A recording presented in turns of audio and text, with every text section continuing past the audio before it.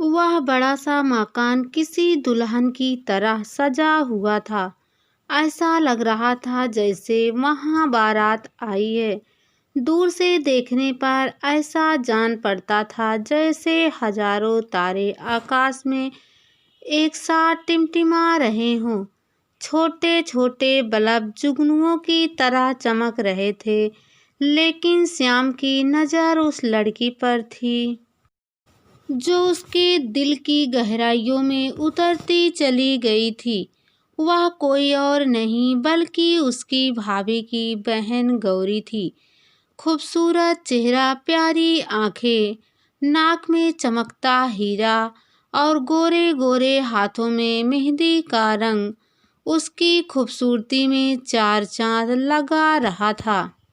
श्याम उसे अपना दिल दे बैठा था। उसने महसूस किया कि गौरी के बिना उसकी जिंदगी अधूरी है। गौरी कभी कभार तिरछी नज़रों से उसे देख लेती। एक बार दोनों की नज़रें आपस में मिली तो वह मुस्कुरा दी। तभी भाभी ने उसे पुकारा, श्याम। जी हाँ भाभी। उसे लगा कि भाभी ने उसकी चोरी पकड़ ली है। क्या बात है, आज तुम उदास क्यों हो? कहीं किसी ने हमारे देवर जी का दिल तो नहीं चुरा लिया? नहीं भाभी, ऐसी कोई बात नहीं है।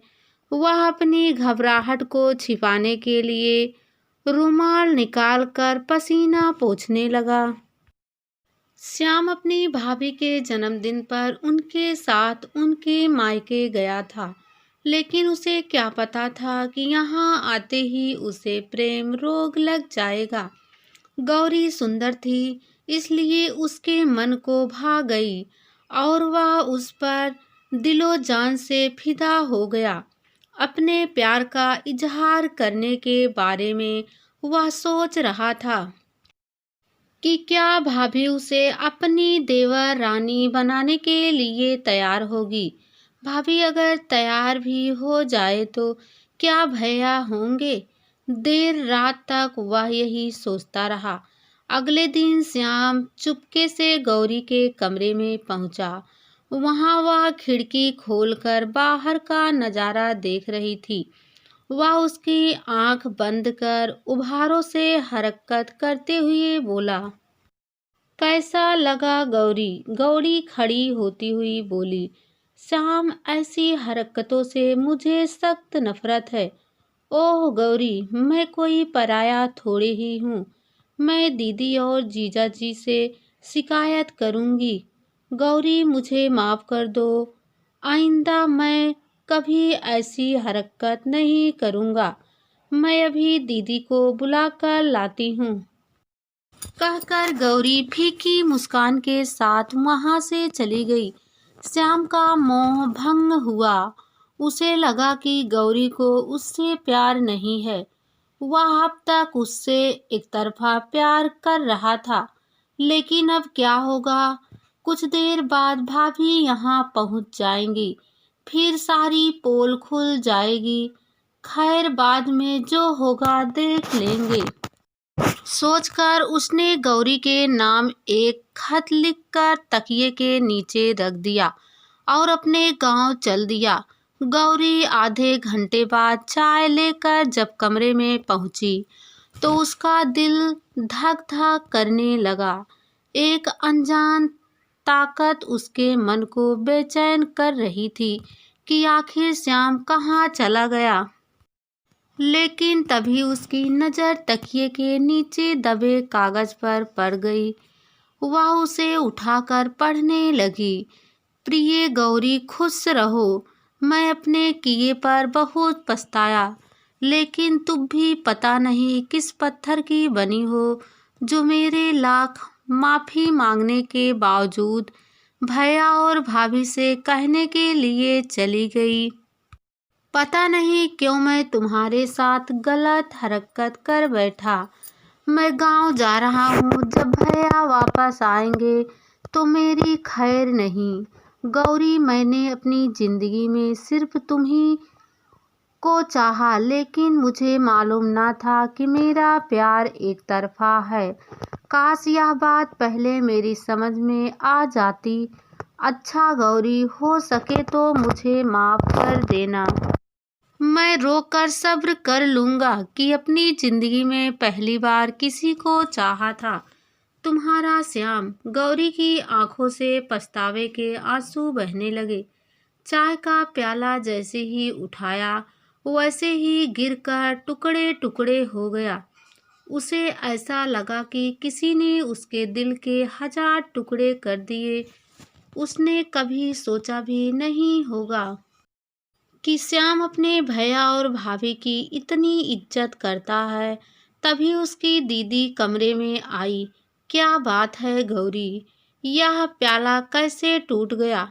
श्याम कहाँ है? आते ही दीदी ने सवालों की झड़ी लगा दी। अचानक उसकी निगाह गौरी के हाथ में बंद कागज पर चली गई, जिसे वह छिपाने की कोशिश कर रही थी। वह खत लेकर पढ़ने लगी। तो यह बात है? नहीं दीदी, वह तो श्याम। गौरी अपनी बात पूरी नहीं कर सकी। अरे तेरी आवाज में कंपन क्यों पैदा हो गया?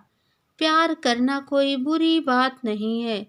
एक बात बताओ गौरी, क्या तुम भी उसे प्यार करती हो?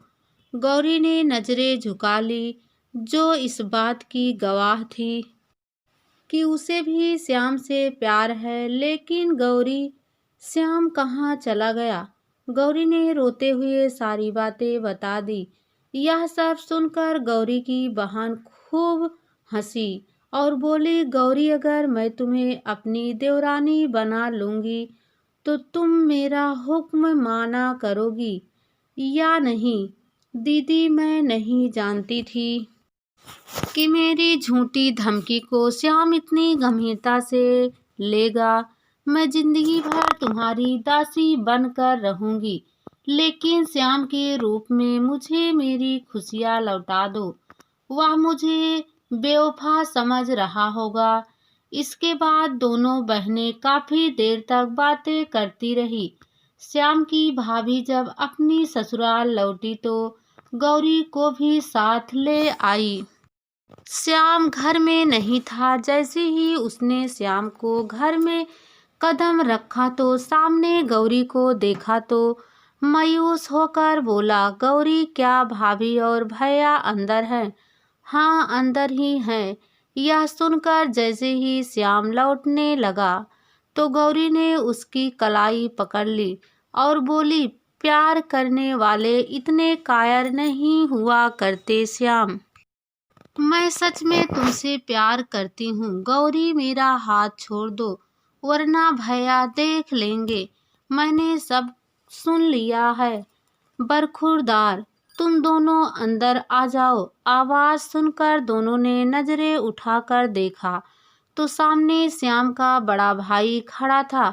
मेरे डरपोक देवर जी, अंदर आ जाइए, अंदर से श्याम की भाभी ने आवाज दी। इस तरह श्याम और गौरी की शादी धूमधाम से हो गई। इस साल होली का त्योहार दोनों के लिए खुशियाँ लेकर आया।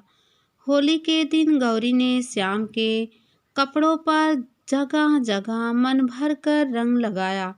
गौरी, आज तेरी चुनरी की जगह गालों को लाल करूँगा, कहकर श्याम भी गौरी की तरफ बढ़ा। तब डरपोक, पिया रंग दे चुनरिया, कहकर गौरी ने शर्म से अपना चेहरा हाथों से ढक लिया।